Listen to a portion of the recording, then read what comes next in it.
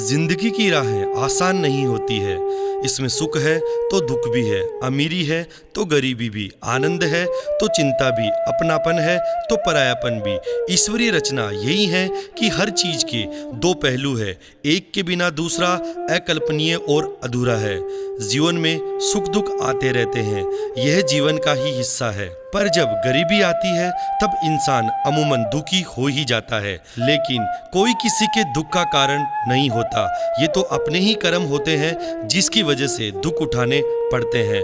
आज कौन सुखी नहीं होना चाहता, परंतु वह इसके लिए जो कर्म कर रहा है उसमें सुख है ही नहीं तो मिलेगा कहाँ से।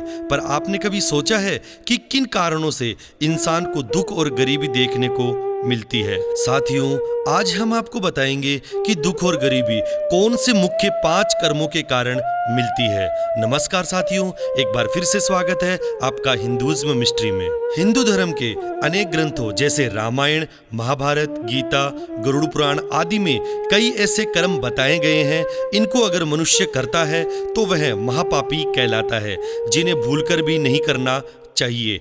यदि कोई मनुष्य इन वर्जित कर्मों को करते हैं तो उन्हें कई प्रकार की परेशानियों का सामना करना पड़ता है, जिसकी वजह से दरिद्रता आती है एवं घर परिवार और समाज में मान सम्मान नहीं मिलता। साथ ही शास्त्रों के ज्ञाता तो यहाँ तक कहते हैं कि अगर कोई इन कार्यों को करते हैं तो उन्हें धरती से लेकर स्वर्ग लोक तक अपमान ही अपमान सहना पड़ता है। इन्हीं में से आज हम चर्चा करेंगे ऐसे 5 मुख्य कर्मों की जिनको करने से दरिद्रता एवं दुखों का संकट आता है। साथियों, दरिद्रता और दुखों का पहला कारण है पर स्त्री में गमन करना। बाली से लेकर रावण तक और रामायण से लेकर महाभारत तक इसके अनेक उदाहरण मिलते हैं, जिनमें पर स्त्री पर कुदृष्टि डालने के कारण धन संपन्न व्यक्ति भी दरिद्र हो गए। अहिल्या पर कुदृष्टि डालने के कारण देवताओं के राजा इंद्र को भी अपना राजपाट गवाकर सामान्य मनुष्य की तरह भटकना पड़ा था। मतलब साफ है कि जब देवताओं को भी गलत कर्म का फल भुगतना पड़ता है तो हम तो सामान्य इंसान है। इसके अलावा शास्त्रों में दरिद्रता एवं दुखों का दूसरा कारण बताया है मदिरा एवं जुआ। मदिरा और जुआ को सर्वनाश का कारण माना गया है। इसका उदाहरण महाभारत में प्रत्यक्ष दिखाया गया है। जुआ खेलने के कारण चक्रवर्ती सम्राट युधिष्ठिर को अपना राजपाट गंवाना पड़ा और अंत में पत्नी तक को दांव पर लगाना पड़ गया। युधिष्ठिर को कई सालों तक भाइयों और पत्नी के साथ वन में भटकना पड़ा था। मित्रों, शास्त्रों में दरिद्रता एवं दुखों का तीसरा कारण बताया गया है पत्नी से बुरा व्यवहार करना। जो पुरुष अपनी पत्नी के साथ बुरा व्यवहार करते हैं, उनके साथ कटु वचन बोलते हैं और मारपीट करते हैं, उन घरों में अधिक समय तक लक्ष्मी नहीं रहती है। पुराणों में लिखा है कि जहां घर की स्त्री का अनादर होता है वहां अधिक समय तक देवी लक्ष्मी नहीं रहती, यानी वहां गरीबी आते देर नहीं लगती है। साथियों, शास्त्रों में गरीबी और दुखों का चौथा कारण बताया गया है द्वार पे आए भूखे गरीब का अपमान करना।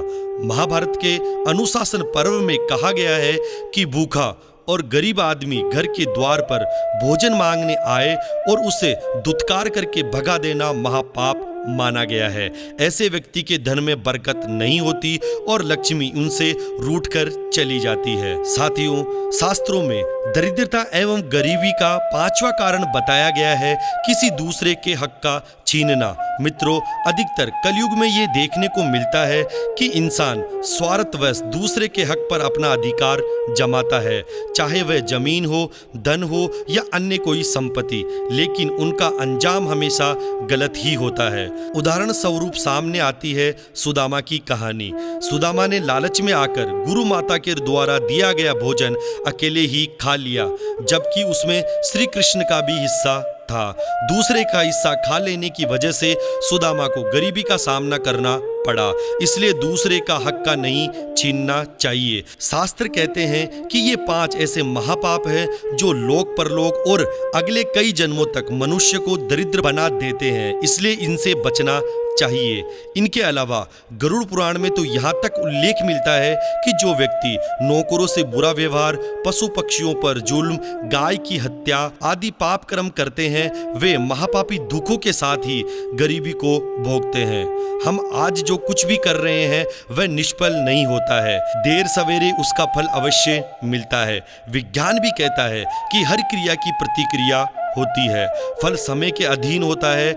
आग में यदि हाथ डाला जाए तो हाथ तुरंत जल जाता है, परंतु एक वृक्ष का बीज आज बोया गया तो उसमें फल आने में कई वर्ष लग जाएंगे, पर फल मिलेगा अवश्य। शुभ कर्म का फल शुभ और अशुभ कर्म का फल अशुभ होना ही है।